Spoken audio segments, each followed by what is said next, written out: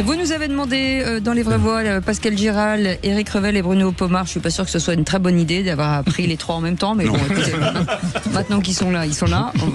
Qu'est-ce qu'il y a, Pourquoi vous ricanez bêtement, Bruno Pomar? Non, mais j'adhère à ce que vous dites et surtout qu'on va aborder un sujet qui est... Oui. Délicat marrant, en fait. Oui, mais Bruno Pomar, son problème, c'est que faute de pouvoir agir, il disserte. Oui, c'est ça. Il fait des phrases. Vous permettez, Cécile, je la mets dans le qui c'est qui l'a dit demain. Je crois que c'est Jean Jaurès qui a dit ça. Ah oui, c'est ça. C'est marrant chez ces policiers ce besoin de faire des phrases. Allez les amis, soyez les bienvenus. Tout de suite la question du soir.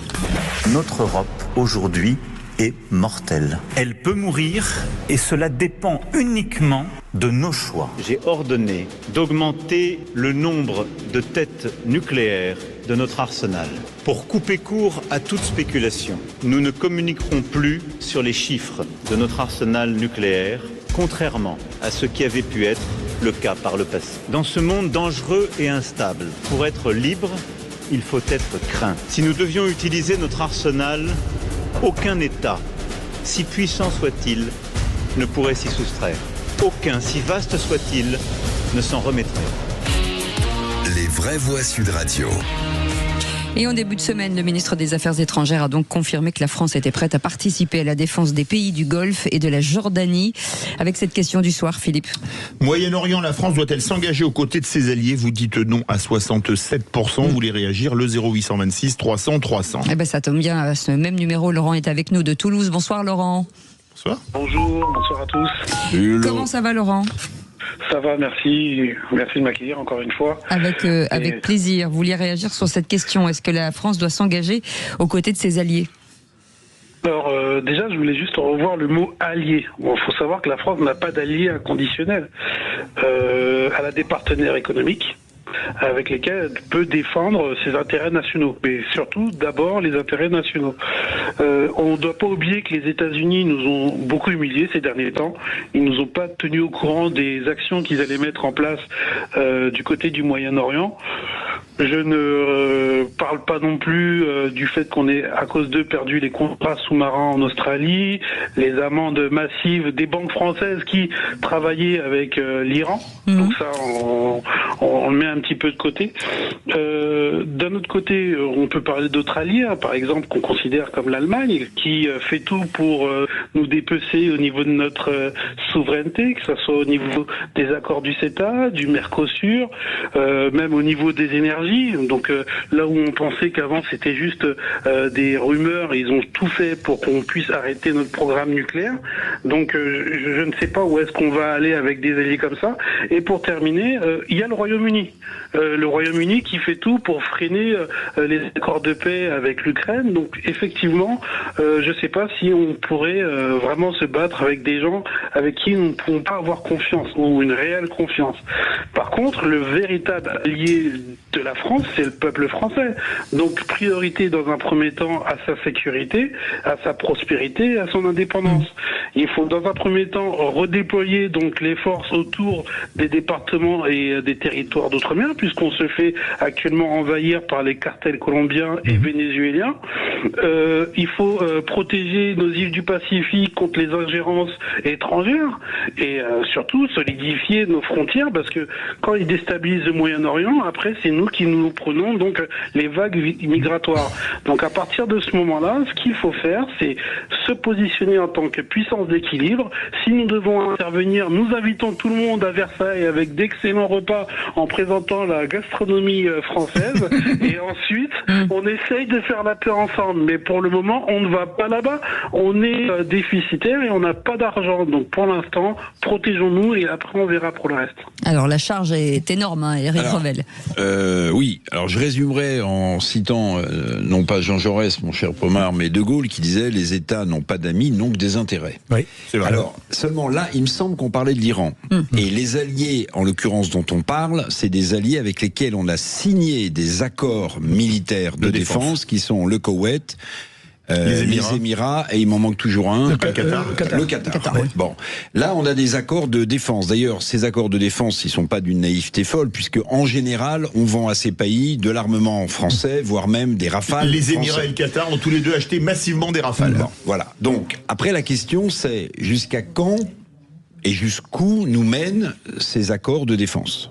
Est-ce que, et là Barrot m'a un peu effrayé, le ministre des Affaires étrangères, puisque j'ai pas retrouvé l'endroit où il l'a dit, mais j'ai vu qu'il l'avait dit.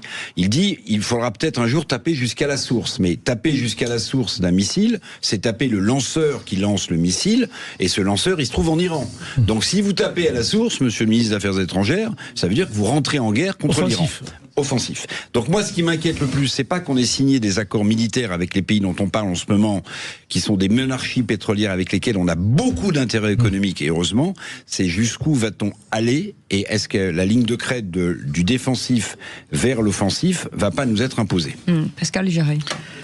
Oui, alors moi je dirais que défendre les pays du Moyen-Orient, comme le disait Eric, ceux avec lesquels on a des accords, ça me paraît un minimum, mais si on nous le demande. Pour le moment, personne ne nous a rien demandé.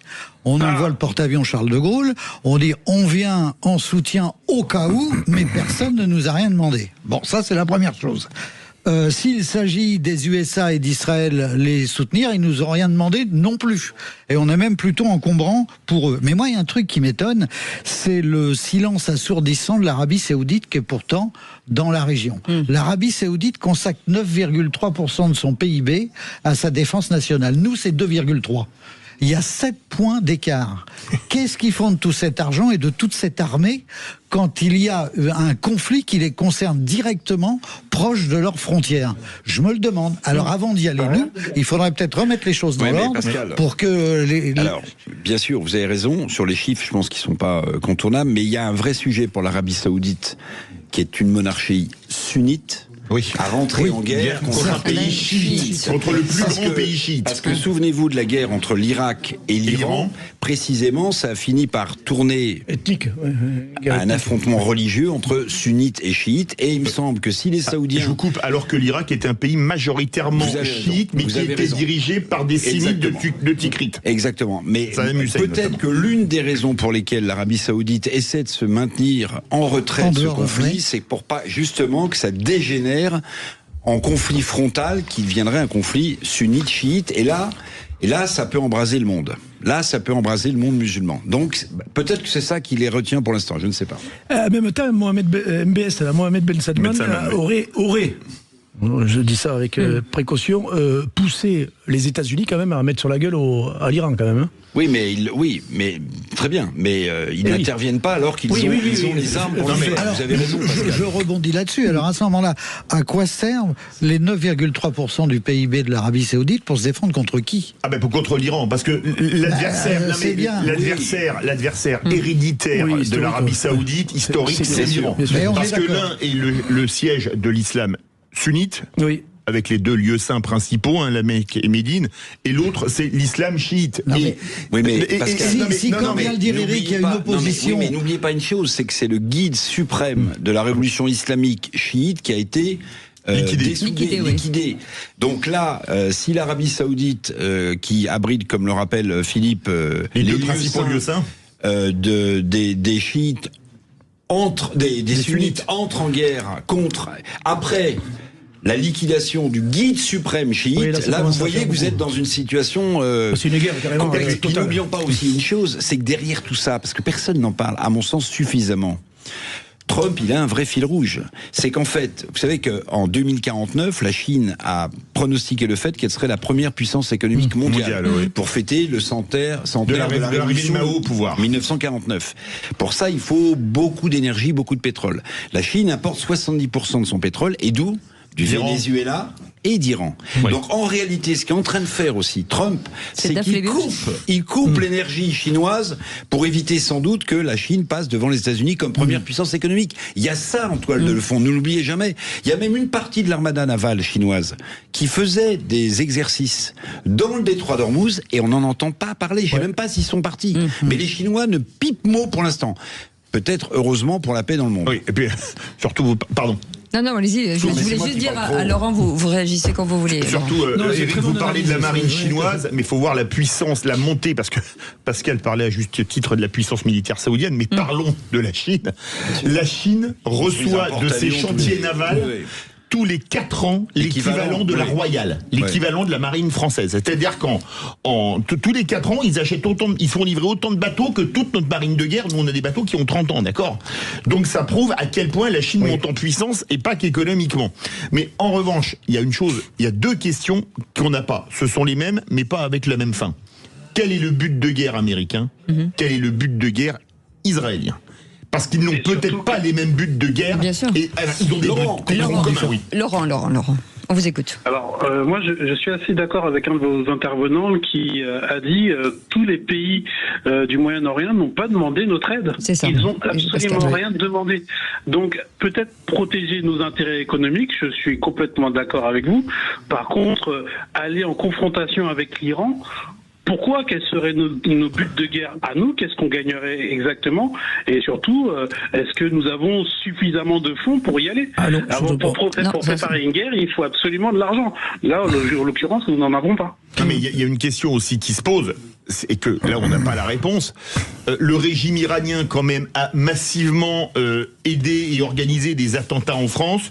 Est-ce que peut-être l'intérêt, c'est de se dire, bon, on va quand même essayer de tout faire pour renverser les mollahs qui sont au pouvoir quand même depuis 47 ans, avec tout le mal qu'ils ont fait d'ailleurs, faut-il le rappeler, pour être débarrassés d'une partie du terrorisme, alors qu'il y a eu lieu en France ou au Liban, et des proxys, l'un qui est au Yémen en particulier, qui sont les Houthis, et l'autre au sud Liban, qui est le Hezbollah. Parce que c'est tout ça qu'il faut voir.